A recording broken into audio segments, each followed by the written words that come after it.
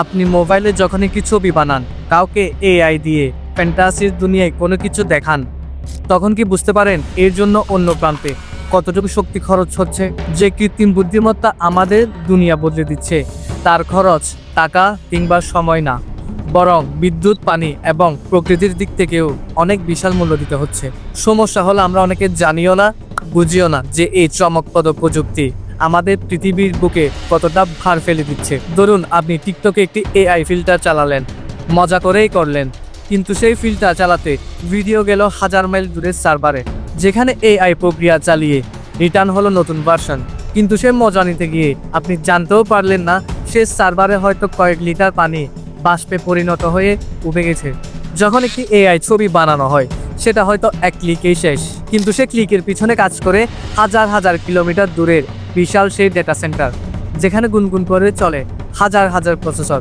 তাদের কাজ আপনার কমান্ড বুঝে সেই বিশাল পরিকল্পনার জগৎ সৃষ্টি করা। এই বিশাল কম্পিউটিং প্রসেস চালাতে লাগে হাজার হাজার গিগাওয়াটের পর গিগাওয়াট বিদ্যুৎ, আর সে বিদ্যুৎ উৎপাদন এবং সার্ভার ঠান্ডা রাখতে লাগে প্রচুর পানি।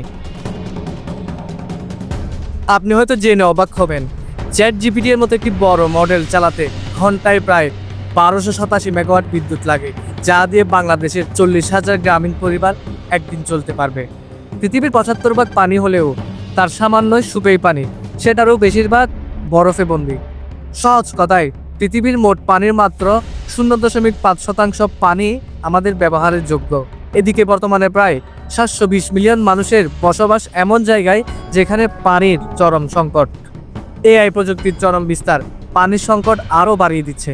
কিন্তু সে এআই শুধু কি প্রয়োজনের কাজে ব্যবহৃত হচ্ছে? মোটেও না। এমন এমন কাজে এই শক্তি ব্যবহৃত হচ্ছে যেগুলো একেবারেই অপ্রয়োজনীয়। ইদানিং সোশ্যাল মিডিয়াতে দেখা যাচ্ছে এআই দিয়ে বিভিন্ন বিখ্যাত ব্যক্তিদের মুখ বসিয়ে হাস্যকর ভিডিও বানানো হচ্ছে, কাউকে নকলভাবে কাঁদাচ্ছে বা হাসাচ্ছে, এমনকি মৃত ব্যক্তিদের পর্যন্ত জীবিতর মতো দেখাচ্ছে। বিজ্ঞানীদের মতে এআই যদি এই গতিতে চলে, 2030 সালের মধ্যে এআই হতে পারে পৃথিবীর অন্যতম বড় কার্বন ও পানি নিষ্কাশনকারী প্রযুক্তি। এআই ব্যবহারে পানির ব্যবহার 2027 সালের মধ্যে বছরে 6.6 বিলিয়ন ঘনমিটার ছড়িয়ে যেতে পারে, যেটা ডেনমার্কের মতো একটি দেশে বার্ষিক পানি ব্যবহারেরও 4 থেকে 6 গুণ বেশি। তাহলে কি আমাদের পুরোপুরি এআই বাদ দিতে হবে? না, মোটেও না, বরং প্রয়োজন সঠিক বুদ্ধিমত্তার সাথে এর ব্যবহার করা। বিশ্বের বড় বড় টেক কোম্পানি যেমন গুগল এবং ওপেন এআই এখন গ্রিন এআই নিয়ে কাজ করছে, যাদের মূল লক্ষ্য পরিবেশ বান্ধব এআই মডেল তৈরি। কিছু কোম্পানি সৌর বিদ্যুৎ, বাতাস চালিত টারবাইনের মাধ্যমে তাদের সার্ভার চালানোর দিকে যাচ্ছে। এর মধ্যে আরেকটি বড় দিক হলো কি কারণে আমরা এআই ব্যবহার করছি তার নিজেকে জিজ্ঞাসা করা। দরকার কি প্রতিদিন 2-3 বার কুকুরের ছবি বানানো এবং চ্যাটবোর্ডের সঙ্গে প্রেমের অভিনয় করা? বরং যেসব কাজে সমাজ বা পরিবেশের উপকার হতে পারে সেসব দিকে মনোযোগ দেওয়া উচিত।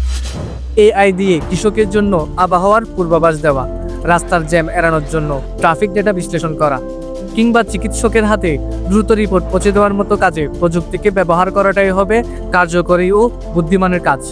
প্রযুক্তি হচ্ছে আমাদের বন্ধু, তবে সে যেন পরিবেশ বা আমাদের শত্রুতে পরিণত না হয়। তাই একটু দায়িত্ব নিয়ে এবং একটু বুদ্ধি নিয়ে ব্যবহার করলে এআই হতে পারে আমাদের দিশারি।